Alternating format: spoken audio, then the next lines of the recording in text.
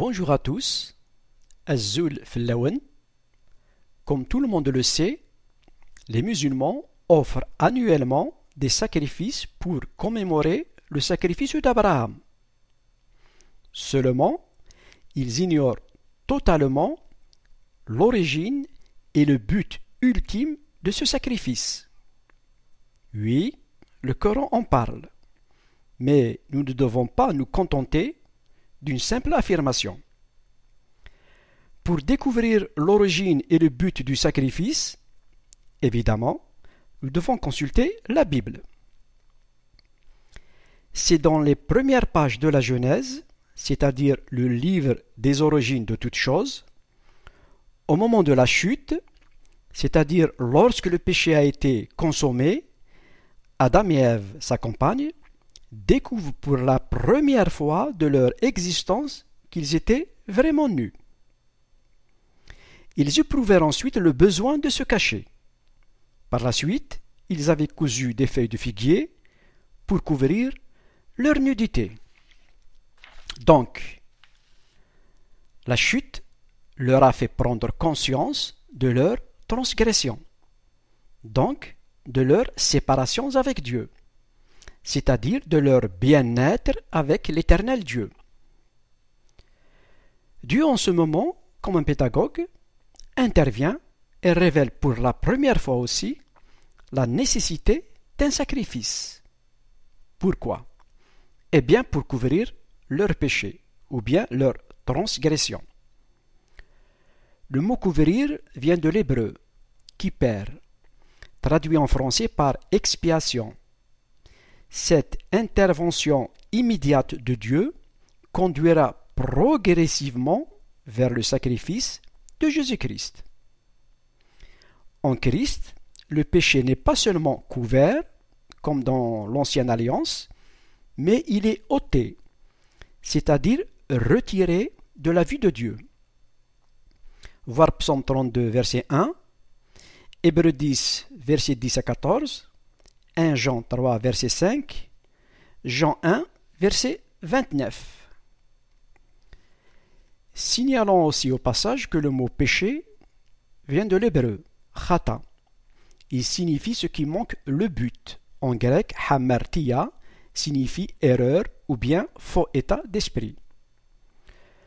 Nous pouvons donc résumer les conséquences de la chute de cette façon. L'homme, créé à l'image de Dieu, au moment du drame de la chute, il s'est retrouvé dans un faux état d'esprit. Il était donc dans l'erreur, car il a manqué son but, c'est-à-dire le but dans lequel il a été créé et destiné avant sa chute. Revenons encore une fois au péché. Le péché est la transgression de la loi divine, voir 1 Jean 3, verset 4. Et là où il n'y a point de loi, il n'y a point non plus de transgression. Or, le chapitre 3 de la Genèse rapporte qu'il y a eu bel et bien transgression, mais une transgression par rapport à une loi morale, c'est-à-dire à une loi gravée non sur un support matériel, mais sur le support de la conscience, à ne pas confondre alors avec la loi mosaïque. Revenons maintenant à notre Adam.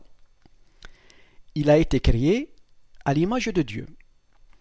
Ceci impliquerait aussi pour lui le fait d'être doué de volonté et de liberté. Donc, volonté et liberté aussi de transgresser, ou de ne pas transgresser, bien entendu. Mais du moment où il a transgressé délibérément la loi, il est donc coupable. C'est ainsi que le verdict est tombé. Tu retournes à la terre, puisque c'est d'elle que tu as été tiré. Oui, tu es poussière et tu retourneras à la poussière.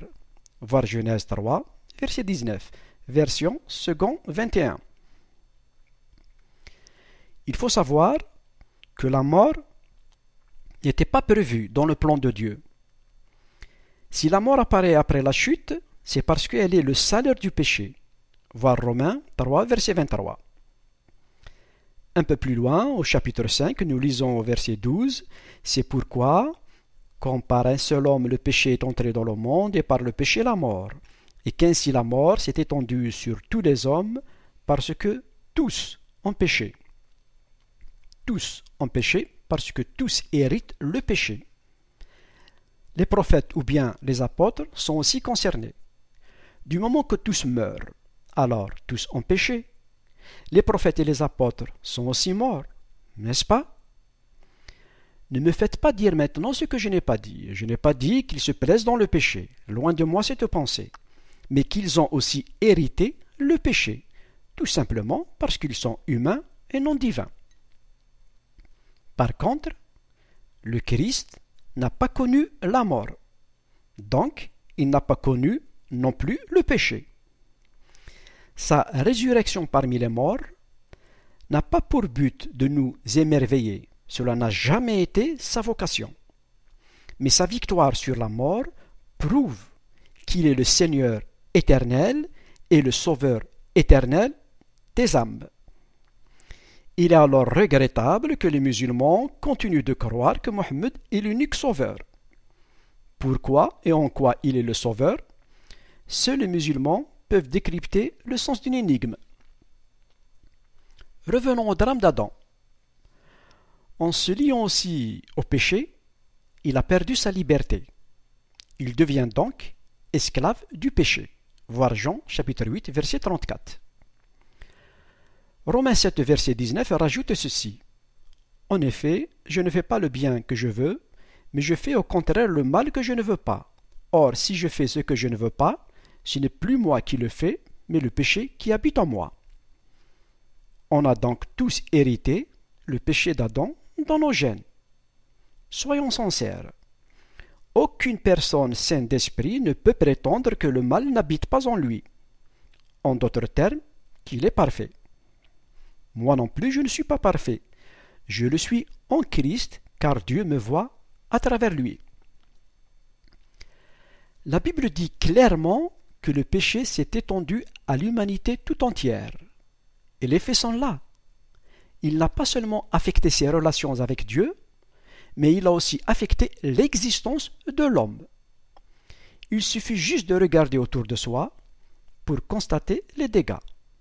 L'immoralité sexuelle, l'impureté, la débauche, l'idolâtrie, la magie, les haines, les colères, les divisions, les sectes, l'envie, les meurtres, l'ivrognerie, les excès de table et les choses semblables. Voir Galates 5, verset 19. Il faut savoir que Adam a engendré des enfants à sa ressemblance, c'est-à-dire à celle d'un Adam déchu. On peut rajouter au lot du péché la mort spirituelle, puisqu'elle est une conséquence de la chute, c'est-à-dire un abîme spirituel entre l'être humain et Dieu. C'est comme l'exemple d'une personne plongée dans un coma profond. Sa vie est entre les mains de la providence. Par exemple, Colossiens chapitre 3 verset 1 met l'accent sur ce fait fondamental de la résurrection spirituelle. Si donc vous êtes ressuscité en Christ, recherchez les choses d'en haut, nous dit le verset. Au fait, ce texte exhorte ceux qui sont ressuscités spirituellement en Christ, ou bien qui sont nés d'en haut, ou bien encore qui sont nés de nouveau, c'est-à-dire d'esprit, c'est kiff-kiff, c'est pareil, puisqu'il s'agit tout simplement de la nouvelle naissance, c'est-à-dire de la résurrection de notre esprit, puisque la Bible le considère comme spirituellement mort, imouth. La Bible exhorte donc ceux qui sont ressuscités en Christ à rechercher les choses d'en haut, c'est-à-dire à chercher à travers les Écritures qui sont révélées et inspirées d'en haut, c'est-à-dire par l'Esprit de Dieu vivant. Conclusion, cherchez Dieu qui nous a ressuscités pour nous réconcilier avec lui. Cette résurrection spirituelle n'est rien d'autre qu'un retour à l'obéissance des ordonnances de Dieu, comme jadis au Jardin d'Éden. Continuons avec notre Adam et Ève, sa compagne. Ils étaient donc responsables de leurs actes, mais aussi victimes en quelque sorte. C'est la raison selon laquelle l'intervention de Dieu ne s'est pas faite non plus attendre. Il intervient immédiatement pour mettre progressivement en œuvre ou bien en marche son plan de salut. Autrement dit, une solution divine. Irénée, père et docteur de l'Église, a dit: comment l'homme irait-il à Dieu si Dieu n'était venu à l'homme? Les choses sont alors claires. Dieu se manifeste par sa parole faite chair en Christ. Pourquoi? Parce que la parole a besoin d'un corps pour s'exprimer. Donc sa mission principale sur terre est de rétablir cette communion spirituelle avec Dieu, c'est-à-dire la réconciliation par Jésus-Christ et en Jésus-Christ. C'est en son nom aussi que le croyant en Christ reçoit le Saint-Esprit, c'est-à-dire la résurrection de son esprit. Pourquoi? Eh bien, pour vivre tout simplement sa foi par l'Esprit. Pourquoi vivre sa foi par l'Esprit? Parce que Dieu est esprit, donc il faut l'adorer en esprit. Voir Jean 3, chapitre 5, Jean 4, verset 24. Revenons encore une fois à notre Adam et Ève. Nous savons tous que toute désobéissance à une loi entraîne inévitablement le coupable à être condamné. Il s'agit donc d'un principe universel. Mais la grâce aussi est universelle. Elle peut donc intervenir au profit d'un condamné. C'est exactement ce que Dieu a fait juste après la chute. Le texte de la Genèse rapporte que Dieu fit à Adam et à sa compagne Ève des vêtements de peau pour les habiller. Donc, nous pouvons comprendre par là que Dieu, en tant que législateur, n'a pas pris en considération l'intervention d'Adam et d'Ève, à savoir ces feuilles de figuier qui couvrent leur nudité. Ce recours émane plutôt de leur propre justice, mais une justice conçue après le péché, donc dans le péché. Mais Dieu intervient. Il intervient pour appliquer aussi sa propre justice. Il leur offre donc une peau d'un animal. La question qui se pose maintenant, pourquoi ce choix de Dieu? Pourquoi une peau d'un animal? Quelqu'un a dit: Dieu n'a pas trouvé cette peau quelque part dans le jardin d'Éden. Pour avoir une peau, il faut d'abord sacrifier l'animal qui la porte. Car d'après la loi, c'est-à-dire la loi divine, presque tout est purifié avec du sang. Et s'il n'y a pas de sang versé, il n'y a pas de pardon. Voir Hébreux 9, 22, version second 21. Soulignons que le mot pardon en grec, c'est le même mot utilisé pour défaire un nœud. Cela signifie que Dieu, par le sacrifice, défait le nœud du péché temporairement. C'est-à-dire, pour l'instant, il le couvre, comme on couvre une personne au moment d'un accident. Il n'est pas agréable de voir un corps dénaturé par un accident, ou bien dénaturé par le péché au jardin d'Éden. Donc, à travers ce sacrifice offert au moment de la chute, c'est-à-dire ce salut temporaire, puisqu'il ne fait que le couvrir, nous pouvons donc conclure que Dieu, dès les premières pages de la Bible, révèle lui-même en personne le sens et l'origine du sacrifice, en signe de pardon et de réconciliation. Or, Allah ignore totalement ce fait dans le Coran. Les musulmans préfèrent plutôt d'un salut par des hasanah, c'est-à-dire un salut basé sur les bonnes œuvres. Donc un salut qui émane de l'effort humain, donc de leur propre justice en quelque sorte, à la manière de Caïn. Au fait, la différence qui existe entre un chrétien et un musulman se repose sur le fait que le musulman fait des bonnes œuvres pour être sauvé, le chrétien fait des bonnes œuvres parce qu'il est sauvé. On n'a pas besoin d'un savant pour comprendre les choses simples. Bon, revenons maintenant au sacrifice. Depuis que Dieu, dans la Genèse, a défait le nœud du péché par le sacrifice en le couvrant, Le sacrifice ne s'est jamais interrompu dans l'Ancien Testament. C'est le Christ qui a mis un terme dans le Nouveau Testament. Prenons maintenant quelques exemples concrets dans l'Ancien et dans le Nouveau Testament. Commençons tout d'abord par la chute. La chute s'est donc produite au moment du chapitre 3 de la Genèse. Tandis qu'au chapitre 4, nous remarquons une fois de plus, Dieu, après avoir rejeté en quelque sorte l'offrande de Adam et d'Ève, il rejette à nouveau l'offrande de Caïn, leur fils, qui a donc offert à Dieu les fruits de la terre. Tandis que Abel, son frère, offre à Dieu un agneau en sacrifice, et Dieu a agréé son offrande. Certains se demandent peut-être pourquoi Dieu a-t-il agréé le sacrifice de Abel et rejeté l'offrande de Caïn. Parce que chez Caïn, la rémission par le sang du sacrifice est totalement absente, voir Éphésiens 1, verset 7. Donc, si Dieu a agréé le sacrifice de Abel, car l'agneau offert par Abel est une représentation du Christ, désigné comme l'agneau de Dieu qui ôte le péché. L'image de l'agneau symbolise la parfaite innocence. Cette image est fréquemment employée dans la Bible pour décrire le Messie souffrant et soumis entièrement à Dieu.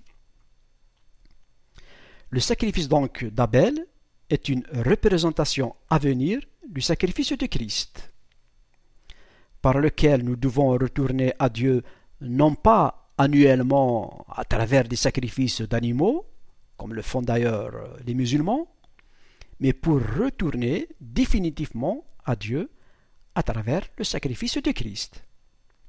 Précisons que l'Ancien Testament parle d'un sacrifice annuel, tandis que le Nouveau parle d'une rédemption éternelle. Voir Hébreux 10, 3, Hébreux 9, 12. Voici donc la raison pourquoi Dieu a agréé le sacrifice de Abel et rejeté l'offrande de Caïn, car le sacrifice de Abel annonce celui du Christ. La Bible dit dans Hébreux chapitre 10 que les sacrifices de l'ancienne alliance représentent une image du Christ, car la loi de l'ancienne alliance ne possède pas la représentation exacte des choses. Alors que la nouvelle alliance nous présente le Christ comme l'agneau de Dieu qui ôte le péché du monde, voir Jean chapitre 1, verset 29. Pour plus de précision, je vous invite à méditer Hébreux chapitre 8. Prenons encore d'autres exemples. L'Ancien Testament présente Isaac en tant que fils unique d'Abraham. Né par la promesse de Dieu, il a été mis sur l'autel du sacrifice par Abraham, son père. Retenez bien, il s'agit d'Isaac et non d'Ismaël comme le prétendent les musulmans. Le Nouveau Testament, quant à lui, nous présente Christ comme étant le Fils unique, né par la promesse de Dieu, donc le Père, qui a été aussi offert en sacrifice pour nous. Donc, c'est clair, il s'agit d'Isaac et non d'Ismaël, tout simplement parce que Isaac est un type de Christ.